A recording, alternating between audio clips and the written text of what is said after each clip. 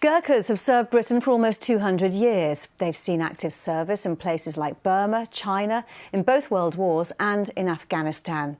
More recently, they've been in the news not only for that war, but the high-profile campaign to protect their rights both during and after service in the British Army. Photographer Alex Schlacher has recorded the career of the Gorkha in a stunning new book, From Selection to Retirement. We'll hear from her in a moment, but first, here's a flavour of Arc of the Gorkha.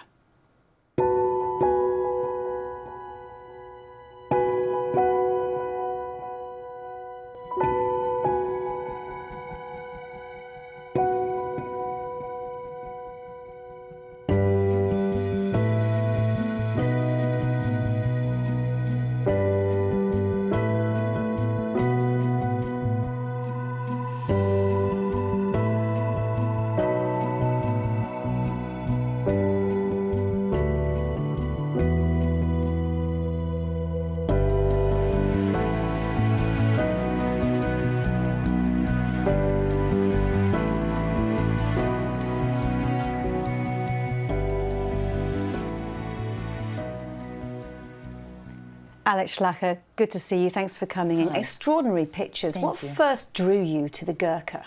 I was in Afghanistan with the US Marines in 2011 in Helmand, and I was introduced to the Gorkhas there, and they spontaneously invited me to run with them, and then kind of adopted me, really, and told me a lot about their lives in Nepal, about the recruitment, about what it was like to fight for another country. And I thought there was a big project in there that I really wanted to do. And tell me a little bit about what you saw of their work in Afghanistan. I saw mostly the mentoring process. I went with the police mentors, and the Gorkhas are very respectful of other cultures. They're very non-judgmental, even, as you can see, a very friendly relationship with their mentees. And the language, I suppose, helps as well. Yes, they speak, most of the Gorkhas speak Urdu, and most of the Afghans do as well, so that helps, of course, a common language. There are currently 2,500 Gorkhas serving in the British Army. Yes. Just tell us about how difficult it is to get in, the recruitment process. There are usually between 10 and 15,000 applicants every year in Nepal, and for between 120 and 200 places. So the recruitment process is very tough. Here is the sit-ups. Yes. What do they have to do? They have to do 70 sit-ups in 2 minutes or less. That's hard to imagine. It is quite difficult, yes. And presumably competition extremely fierce. What else do they have to go through? 800-meter sprint, pull-ups. They have a lot of education tests actually as well, and that's just the regional recruitment. That's not even the final selection. There's an amazing picture that you captured of marching on the beach. Yes. Where was that and what was happening? That was in Brunei. That was during a JLC. That's a junior leadership cadre. That's the first big exam really in the career of a young Gorkha. So, moving on, you got to know some of them very well. Yes. There was one particular Gorkha who tried to get in how many times before he was successful? 4 times. That's Ajaya Tamrakar, that's him. He tried and just would not give up, which is exactly what the spirit of a Gorkha is. So eventually he managed. What did he say to you about it? He just told me how dejected he was every time he didn't make it, and how he sat in front of the gate outside the British camp in Nepal and just cried and was too embarrassed to go home. No wonder that the celebration when people are actually accepted into the British Army is quite something to behold. Yes, it is. You captured that image as well, didn't you? Yes, that's it. That's the family day at the British camp when they first see their parents again after they got in. And getting into the British Army means that their family will have enough to eat, and their siblings can go to school, so it's quite a big deal. A little bit more about the individuals, because I presume you got to know some of them very well. Yes. Tell me a little about the story of Corporal Thapa. Agnish Thapa, MC, he's got a military cross. He's a medical discharge. He twice in Afghanistan saved a fellow soldier by just running into a kill zone and dragging them out with a complete disregard for his own safety. This is him here, isn't it? That's him, yes. And he got severely injured and then had to leave the army, unfortunately. What does he say about moving on from being a Gorkha?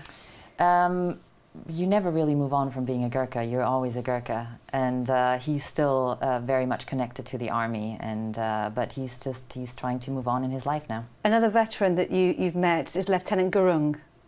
Yes, which one?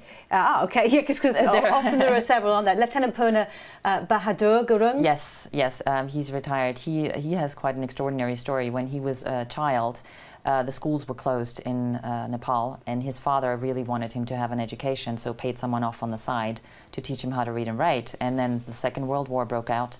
All the men went off to fight, and he was the only one in his village who was literate. So he went round the houses of his neighbors and helped them write letters to the soldiers on the front line. And when the responses came back, he again went round all the houses and read them out to the families. It's a hugely emotional and difficult task, and he was 12 at the time. Incredible stories you've got. Of course, in terms of the media presence, the Gorkhas have had quite a high profile in recent years. The campaigns by Joanna Lumley, notably to preserve their rights, to get them pension rights, right to remain in the UK. And of course, there was these controversial remarks by the MP for Aldershot, Sir Gerald Howarth, who was complaining about the strain on local resources of having such a big Gorkha community in that area. How well do you think Britain actually values the Gorkhas? I think Britain does value the Gorkhas. I think the issue with the retired Gorkhas, particularly in Aldershot, it's an administrative issue more than an emotional issue. So I think it's a government system that, and that's not always easy either, to implement a new system for like that for new immigrants. But it is a bit unfortunate because these guys usually, they're very, very old. The veterans that live in Aldershot are between 80 and 95 mostly, and they can't get what they're owed when they're in Nepal, so they have to come to the UK. Really. And what do you want people to take away from your book? I just want them to meet the Gorkhas. That was my aim, because most of the books out there are on battle play-by-play and military history. And as a civilian, you don't really have a connection to that at all, but you do have a connection to people. And I just wanted to give the Gorkhas a human face, and I wanted a British audience to meet the soldiers who fight for them. Well, thank you for coming in. Alex Schlacher, good to meet you. Thank you very much.